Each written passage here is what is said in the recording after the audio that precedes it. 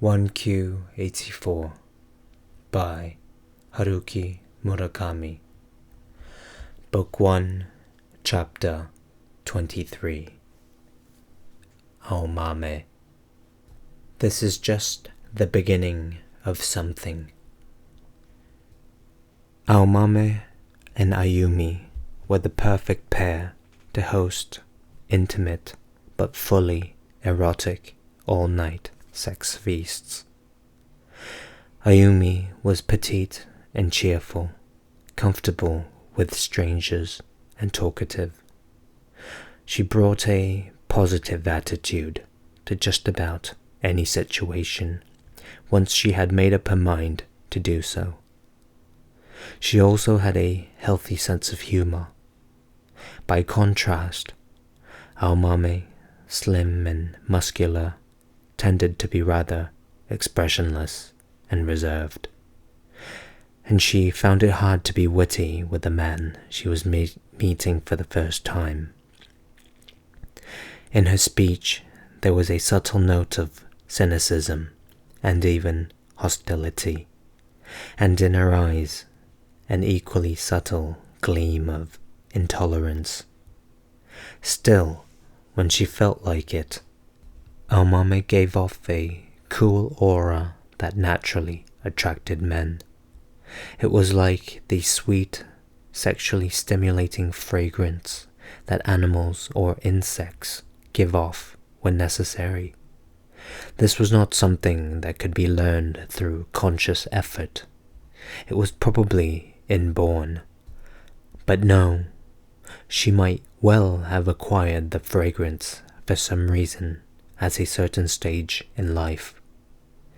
In any case, this aura subtly aroused not only her sexual partners, but also Ayumi, adding color and a positive warmth to their evenings. Whenever they encountered suitable men, first Ayumi approached them with her natural cheer. Then Aomame would join them at an appropriate moment, creating a unique atmosphere that was part operetta, part film noir. Once things got to that point, the rest was simple. They would move to an appropriate place and, as Ayumi bluntly put it, fuck like mad. The hardest thing was finding suitable partners. Preferably, they should be two men together, clean and reasonably good-looking. They had to be at least somewhat intellectual, but too much so could be a problem. Boring conversation could turn the evening sterile. They also had to look like men who had money to spend. Obviously, the men paid for the drinks and the hotel rooms. When they tried to hold a nice little sex feast near the end of June, however, in what would turn out to be their last team activity, they simply could not find suitable men.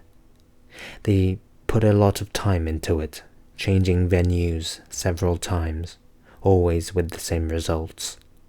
In spite of the fact that it was the last Friday of the month, all the clubs they tried, from Roppongi to Akasaka, were shockingly quiet, almost deserted, giving them no real choice.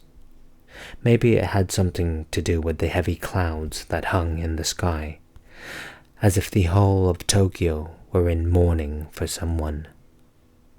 "It doesn't look good today," Aomame said. "Maybe we should give up." It was already 10:30. Ayumi reluctantly agreed. "I've never seen such a dead Friday night, and here I'm wearing my sexy purple underwear. So go home and get carried away with yourself in the mirror." "Not even I have the guts to do that in the police dorm bathroom. Anyhow, let's just forget it. We'll have a nice quiet drink, then head home and go to bed." "That may be the best thing," Ayumi said. Then, as if she had suddenly recalled something, she added, "Say, let's have a bite to eat before we go home. I've got an extra 30,000 yen in my purse. Aomame frowned. Extra? How come? You're always complaining how little they pay you. Ayumi scratched the side of her nose. Actually, the last time, the guy gave me 30,000 yen. He called it taxi fare, and handed it to me when we said goodbye.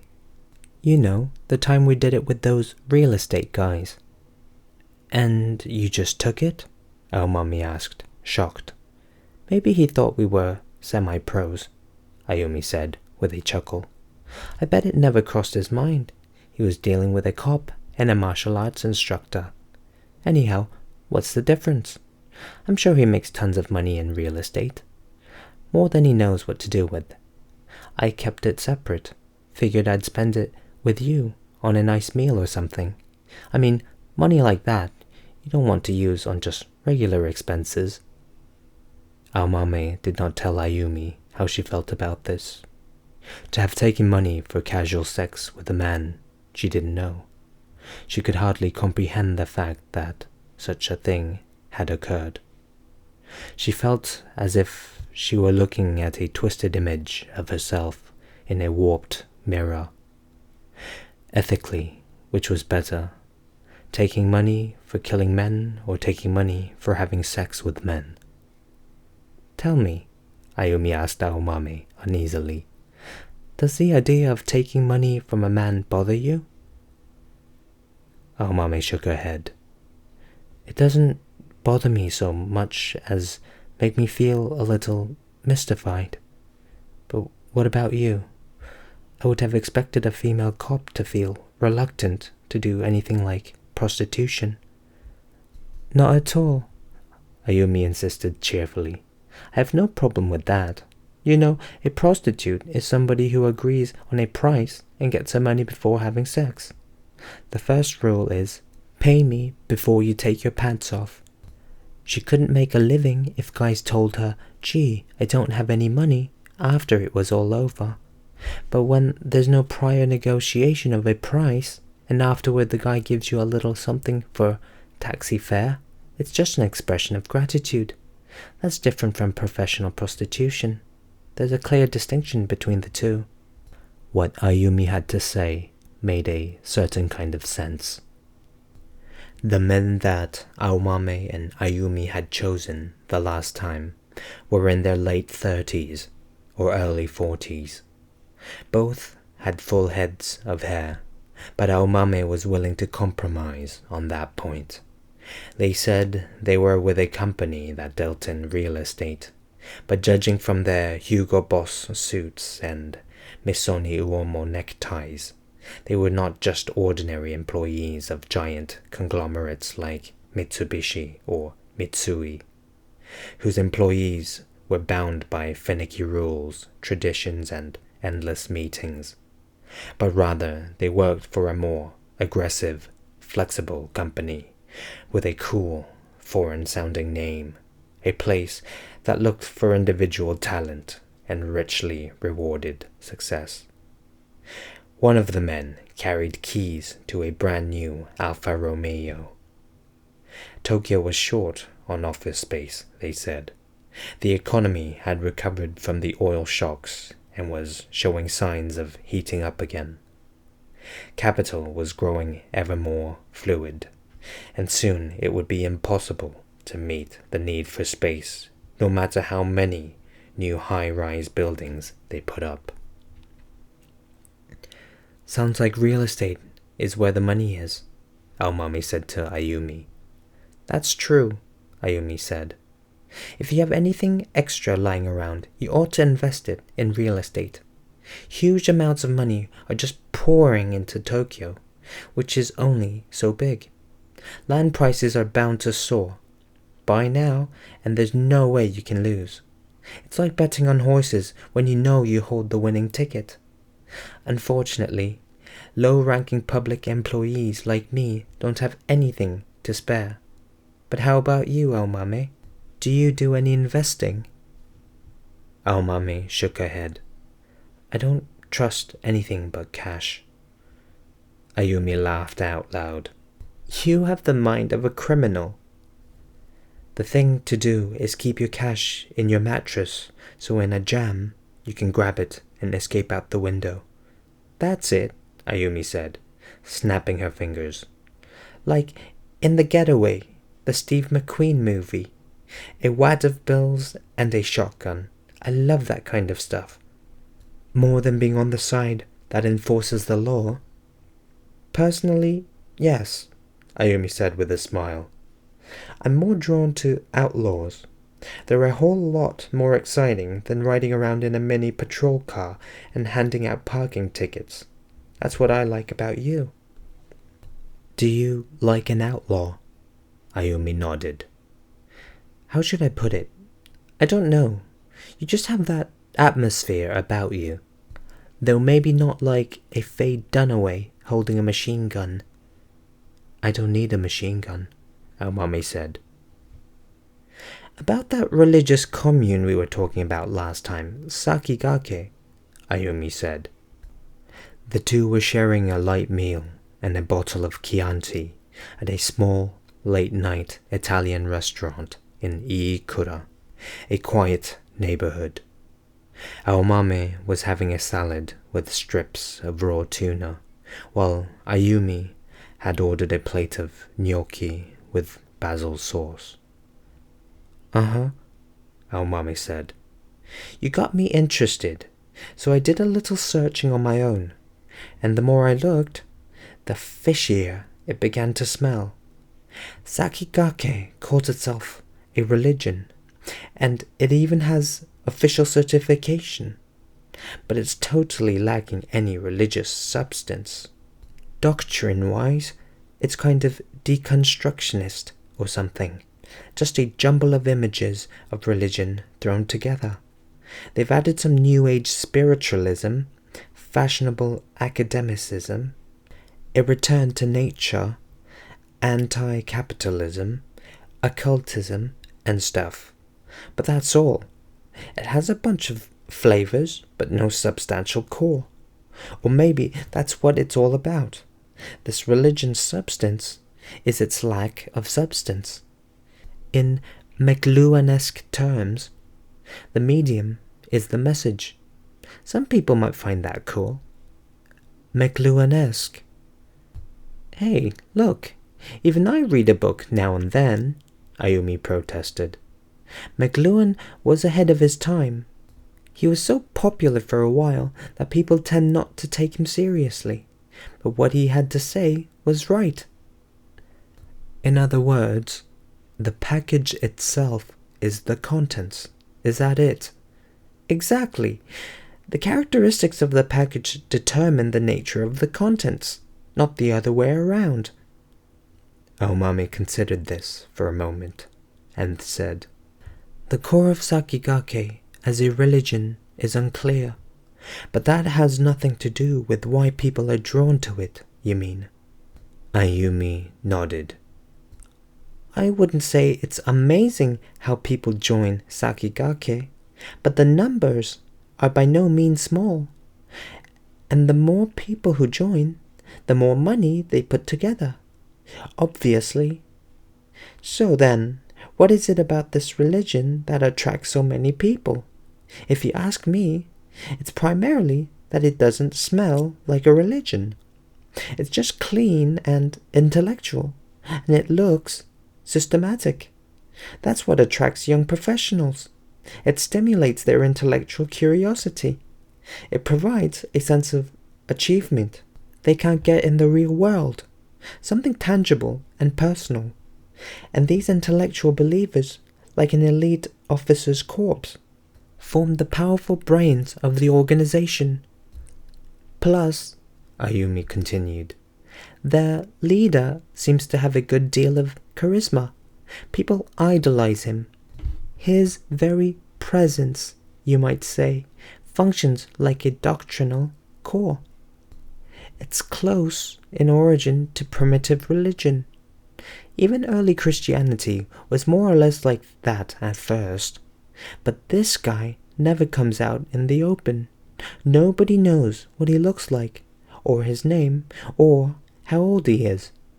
The religion has a governing council that supposedly runs everything, but another person heads the council and acts as the public face of the religion in official events, though I don't think he's any more than a figurehead. The one who is at the center of the system seems to be this mysterious leader person. Sounds like he wants to keep his identity hidden. Well, either he has something to hide, or he keeps his existence obscure on purpose to heighten the mysterious atmosphere around him. Or else he's tremendously ugly, Umami said. That's possible, I suppose. A grotesque creature from another world, Ayumi said, with a monster's growl. But anyway, aside from the founder, this religion has too many things that stay hidden, like the aggressive real estate dealings I mentioned on the phone the other day. Everything on the surface is there for show. The nice buildings, the handsome publicity, the intelligent-sounding theories, the former social elites who have converted, the stoic practices, the yoga and the spiritual serenity, the rejection of materialism, the organic farming, the fresh air and lovely vegetarian diet. They're all like calculated photos, like ads for high-class resort condos that come as inserts in the Sunday paper. The packaging is beautiful, but I get the feeling that suspicious plans are hatching behind the scenes. Some of it might even be illegal. Now that I've been through a bunch of materials, that's the impression I get. But the police aren't making any moves now. Something may be happening undercover, but I wouldn't know about that. The Yamanashi Prefectural Police do seem to be keeping an eye on them to some extent. I kind of sensed that when I spoke to the guy in charge of the investigation. I mean, Sakigake gave birth to Akebono, the group that staged this shootout, and it's just guesswork that Akebono's Chinese-made Kalashnikovs came in through North Korea. Nobody's really gotten to the bottom of that. Sakigake is still under some suspicion, but they've got that religious juridical person label, so they have to be handled with kid gloves. The police have already investigated the premises once, and that made it more or less clear that there was no direct connection between Sakigake and the shootout. As for any moves the Public Security Intelligence Agency might be making, we just don't know. Those guys work in absolute secrecy and have never gotten along with us. How about the children who stopped coming to public school? Do you know any more about them? No, nothing. Once they stopped going to school, I guess, they never come outside the walls of the compound again. We don't have any way of investigating their cases. It would be different if we had concrete evidence of child abuse, but for now, we don't have anything. Don't you get any information about that from people who have quit Sakigake? There must be a few people at least who become disillusioned with the religion or can't take the harsh discipline and break away. There's constant coming and going, of course. People joining, people quitting. Basically, people are free to quit any time.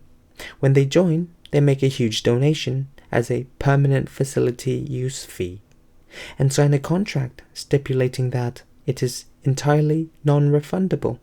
So as long as they're willing to accept that loss, they can come out with nothing but the clothes on their backs. There's an organization of people who have quit the religion, and they accuse Sakigake of being a dangerous antisocial cult, engaged in fraudulent activity. They filed a suit and put out a little newsletter, but they're such a small voice they have virtually zero impact on public opinion. The religion has a phalanx of top lawyers, and they've put together a watertight defense. One lawsuit can't budge them. Haven't the ex-members made any statements about Leader or the children inside? I don't know, Ayumi said. I've never read their newsletters. As far as I've been able to check, though, all the dissidents are from the lowest ranks of the group. Just small fry. Sakigake makes a big deal about how they reject all worldly values, but part of the organization is completely hierarchical, sharply divided between the leadership and the rest of them. You can't become a member of the leadership without an advanced degree or specialized professional qualifications. Only elite believers in the leadership group ever get to see or receive direct instruction from leader, or make contact with key figures of the organization. All the members just make their required donations and spend one sterile day after another performing their religious austerities in the fresh air, devoting themselves to farming or spending hours in the meditation rooms.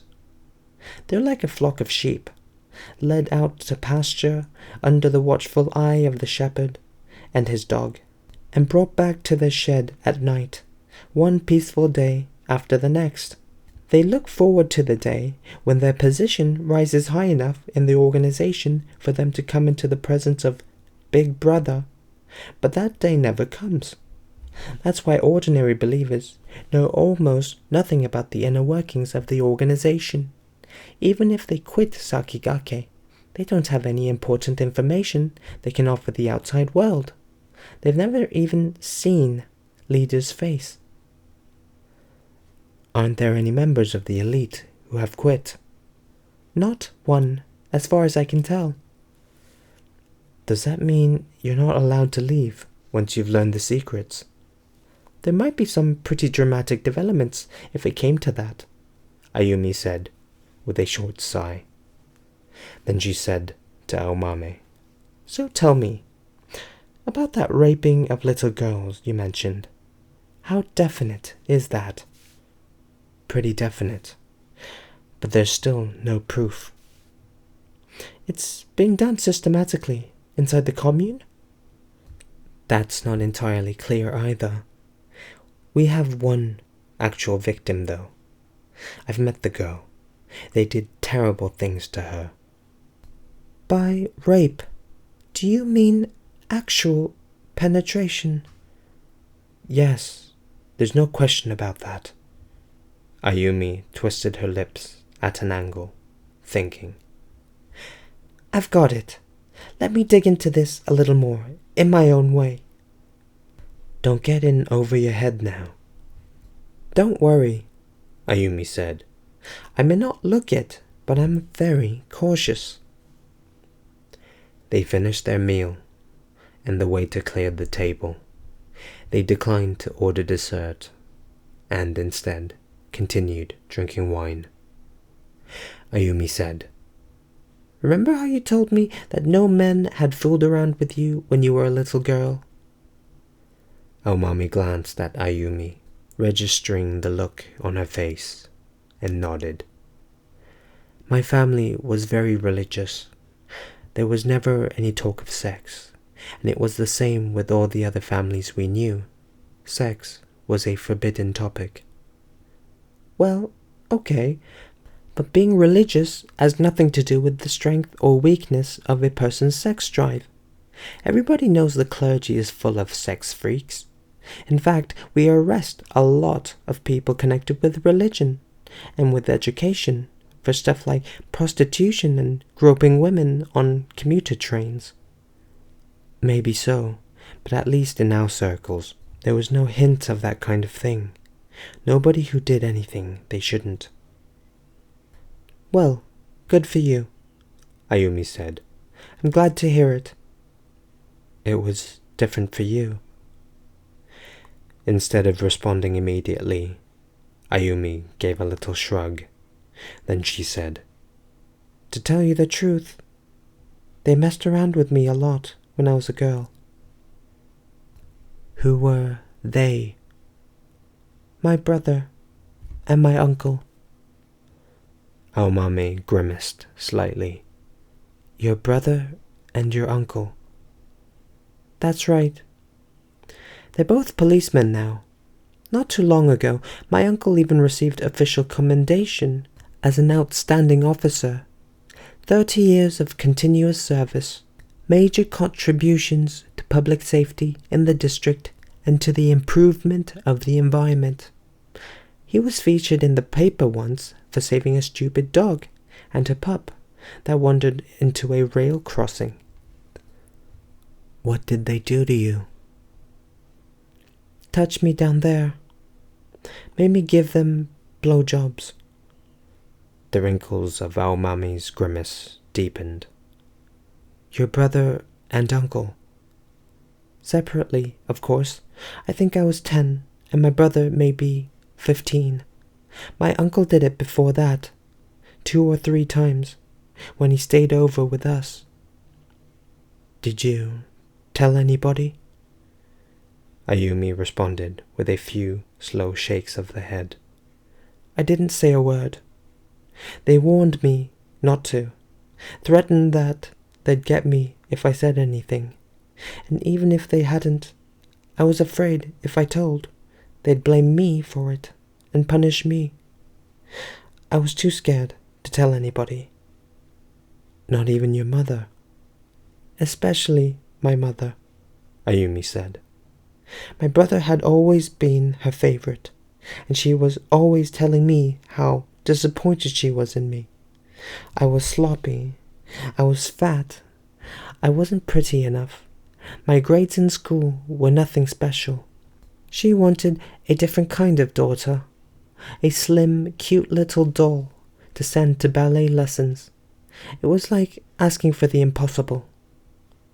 So, you didn't want to disappoint her even more? Right. I was sure if I told her what my brother was doing, she'd hate me even more. She'd say it was my fault instead of blaming him. Aomami used her fingers to smooth out the wrinkles in her face. My mother used to talk to me after I announced that I was abandoning the faith at the age of 10. She'd hand me notes when it was absolutely necessary to communicate something, but she would never speak. I ceased to be her daughter. I was just the one who abandoned the faith. I moved out after that. But was there no penetration? Aomami asked Ayumi. No penetration, Ayumi said. As bad as they were, they couldn't do anything that painful to me. Not even they would demand that much. Do you still see this brother and uncle of yours? Hardly, ever after I took a job and left the house. But we are relatives after all, and we're in the same profession. Sometimes I can't avoid seeing them, and when I do, I'm all smiles. I don't do anything to rock the boat. I bet they don't even remember that something like that ever happened. Don't remember? Sure, they can forget about it, Ayumi said. I never can. Of course not, Aomami said. It's like some historic massacre. Massacre? The ones who did it can always rationalize their actions and even forget what they did. They can turn away from things they don't want to see, but the surviving victims can never forget. They can't turn away. The memories are passed on from parent to child. That's what the world is, after all, an endless battle of contrasting memories. True, Aomami said, scowling slightly. An endless battle of contrasting memories. To tell you the truth, Ayumi said, I kind of thought that you must have had the same kind of experience as me. Why do you say that? I don't know. I can't really explain it. I just sort of figured. Maybe I thought that having wild one-night stands with strange men was a result of something like that. And in your case, I thought I detected some kind of anger, too. Anyhow, you just don't seem like someone who can do the ordinary thing, you know? like everybody else does. Find a regular boyfriend, go out on a date, have a meal, and have sex in the usual way with just one person. It's more or less the same with me. You're saying that you couldn't follow the normal pattern because someone messed around with you when you were little? That's how I felt, Ayumi said. She gave a little shrug. To tell you the truth, I'm afraid of men. Or rather, I'm afraid of getting deeply involved with one particular man, of completely taking on another person. The very thought of it makes me cringe. But being alone can be hard sometimes. I want a man to hold me, to put his thing inside me. I want it so bad I can't stand it sometimes. Not knowing the man at all makes it easier. A lot easier. Because you're afraid of men. I think that's a large part of it. I don't think I have any fear of men, Aomame said. Is there anything you are afraid of? Of course there is, Aomame said. The thing I'm most afraid of is me. Of not knowing what I'm going to do. Of not knowing what I'm doing right now. What are you doing right now? Aomame stared at the wine glass in her hand for a time. I wish I knew. She looked up. But I don't.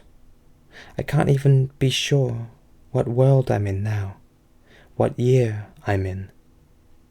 It's 1984. We're in Tokyo, in Japan. I wish I could declare that with such certainty. You're strange, Ayumi said with a smile. They're just self-evident truths. Declaring and certainty are beside the point. I can't explain it very well, but I can't say they're self-evident truths to me. You can't? Ayumi said, as if deeply impressed. I'm not quite sure what you're talking about, but I will say this. Whatever time and place this might be, you do have one person you love deeply, and that's something I can only envy. I don't have anybody like that. Aomame set her wine glass down on the table and dabbed at her mouth with a napkin. Then she said, You may be right. Whatever time and place this might be, totally unrelated to that. I want to see him. I want to see him so badly I could die. That's the only thing that seems certain. It's the only thing I can say with confidence. Want me to have a look at the police materials? If you give me the basic information, you might be able to find out where he is and what he's doing. Aomame shook her head. Please, don't look for him. I think I told you before. I'll run into him sometime, somewhere, strictly by chance. I'll just keep patiently waiting for that time to come. Like a big romantic TV series, Ayumi said, impressed. I love stuff like that. I get chills just thinking about it. It's tough on the one who's actually doing it, though. I know what you mean, Ayumi said, lightly pressing her fingers against her temples. But still, even though you're that much in love with him, you feel like sleeping with strange men every once in a while. Aomame clicked her fingernails against the rim of the thin wine glass. I need to do it, to keep myself in balance as a flesh and blood human being. And it doesn't destroy the love you have inside you, Aomame said. It's like the Tibetan wheel of the passions. As the wheel turns, the values and feelings on the outer rim rise and fall, shining or sinking into darkness. But true love stays fastened to the axle and doesn't move. Marvelous, Ayumi said, The Tibetan wheel of the passions, huh? And she drank down the wine remaining in her glass.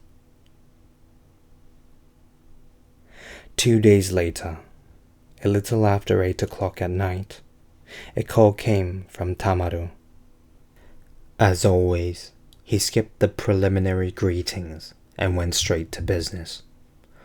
"Are you free tomorrow afternoon?" "I don't have a thing in the afternoon. I can come over whenever you need me." "How about 4:30? Our mommy said that would be fine. "Good," Tamaru said. She could hear his ballpoint pen scratching the time into his calendar. He was pressing down hard. "How is Tsubasa doing?" Our mommy asked. "She's doing well, I think. Madam is going there every day to look after her. The girl seems to be growing fond of her." "That's good news." "Yes, it is good news. But something else happened that is not so good." "Something not so good?" Our mommy knew that when Tamaru said something was not so good, it had to be terrible. "The dog died," Tamaru said. "The dog? You mean Bun?" "Yes. The funny German shepherd that liked spinach. She died last night." Our mommy was shocked to hear this. The dog was maybe 5 or 6 years old, not an age for dying. "She was perfectly healthy the last time I saw her." "She didn't die from illness," Tamaru said, his voice flat. "I found her this morning, in pieces." "In pieces?" As if she had exploded. Her guts were splattered all over the place. It was pretty intense. I had to go around picking up chunks of flesh with paper towels. The force of the blast turned her body inside out. It was as if somebody had set off a small but powerful bomb inside her stomach. "The poor dog." "Oh, well, there's nothing to be done about the dog," Tamaru said. "She's dead and won't be coming back. I can find another guard dog to take her place. What worries me, though, is what happened. It wasn't something that any ordinary person could do. Setting off a bomb inside a dog like that. For one thing, the dog barked like crazy whenever a stranger approached. This was not an easy thing to carry off." "That's for sure," our mommy said in a dry tone of voice. "The women in the safe house are scared to death. The one in charge of feeding the dog found her like that this morning. First, she puked her guts out, then she called me. I asked if anything suspicious happened during the night. Not a thing, she said. Nobody heard an explosion. If there had been such a big sound, everybody would have woken up for sure. These women live in fear, even in best of times. It must have been a soundless explosion. And nobody heard the dog bark. It was an especially quiet night. But when the morning came, there was the dog, inside out. Fresh organs had been blown all over, and the neighborhood crows were having a great time. For me, though, it was nothing but worries. Something weird is happening. That's for sure, Tamaru said. Something weird is happening. And if what I'm feeling is right, this is just the beginning of something. Did you call the police? Hell no, Tamaru said with a contemptuous little snort. The police are useless, looking in the wrong place for the wrong thing. They just complicate matters. What does Madam say? Nothing. She just nodded when I gave her my report, Tamaru said. All security measures are my responsibility. From beginning to end, it's my job. A short silence followed, a heavy silence having to do with responsibility. Tomorrow at 4:30, our mommy said. Tomorrow at 4:30. Tamara repeated, and quietly hung up. End of chapter.